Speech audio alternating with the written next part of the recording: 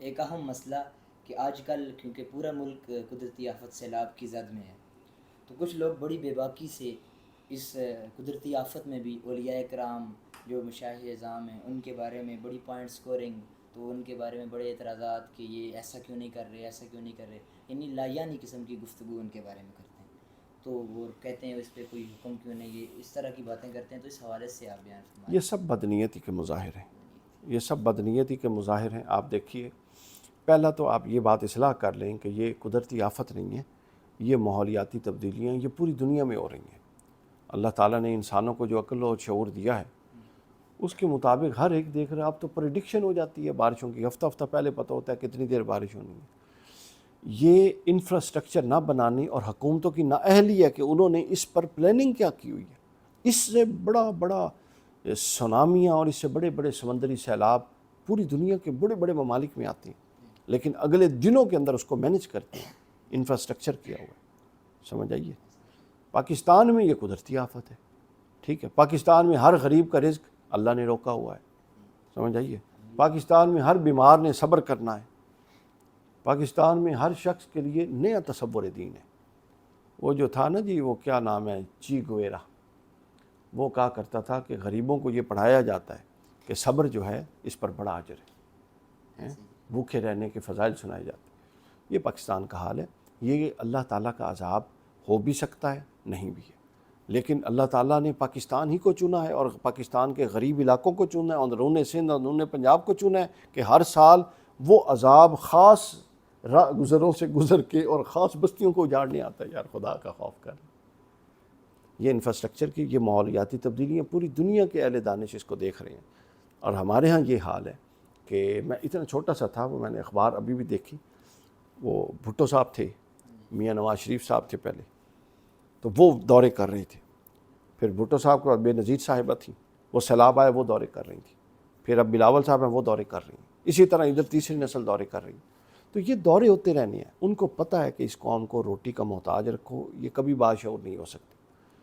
بھائی 40 سالوں میں آپ صوبوں میں حکومت کر رہے ہیں، انفراسٹرکچر ہی نہیں بنا سکے۔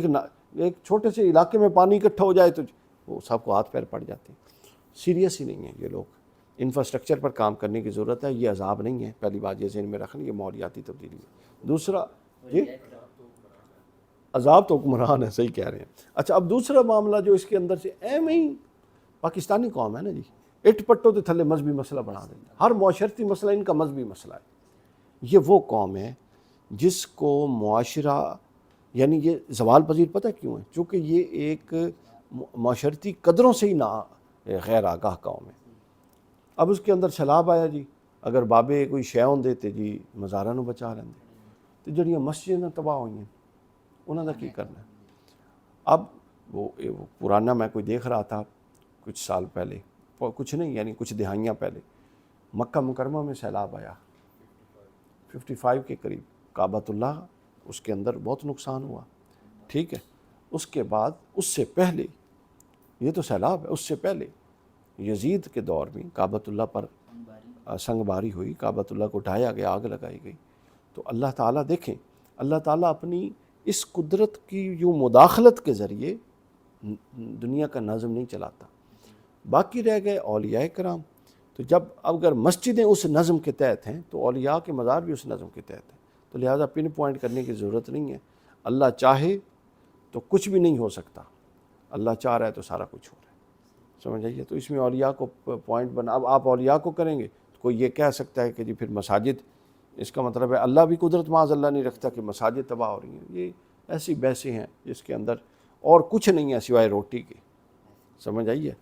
اب وہ حضرت موسیٰ کے دور کا ایک لطیفہ ہے، حضرت موسیٰ نے جو گائیں ذبح کی نا، 3 بھائی تھے، 2 مولوی تھے، ایک نے کہا حضرت موسیٰ کا جو گائے تھی نا جی وہ سفید تھی، دوسرے نے کہا وہ کالی تھی جو ذبح کی تھی، حالانکہ قرآن دے وچ وہ رنگ بھی ہے۔ ان دونوں کا کام ٹھیک چل گیا۔ اب وہ کھانے پہ بیٹھے تھے، ایک تیسرا بھائی تھا چھوٹا، وہ کہتا ہے بھائی تہاڈا تو کام واہ چل گیا ہے، میں بڑا پریشان ہوں۔ دوسرا جو تھا نا بھائی بڑا، اس نے کہا چل پریشان نہ ہو، تو کل جمعے تے تقریر کر کے وہ ڈب کھڑ بھی آئی، نہ وہ کالی تھے نہ وہ چٹی۔ تو یہاں اس طرح کے نان ایشو بنا کے، اسی لیے تو دیکھیں نا، مذہبی طور پہ یہ مذہبی معاشرہ مذہبی طور پہ باشعور کیوں نہیں ہو رہا؟ یہ آج تک الجھے ہوئے ہیں ان مسئلوں میں جو کہ مسئلے ہی نہیں ہیں۔ قرآن مجید کا شعور، قرآن مجید کی حکمت، تزکیہ نفس، جو منصب رسالت رسول اللہ جس کے لیے آئے تھے، ان کا تعلق ہی اس سے ایسے کوئی نہیں ہے۔ تو جب آپ اصل چیز کو چھوڑ دیتے ہیں تو پھر آپ ان لاجانی چیزوں میں الجھ جاتے ہیں۔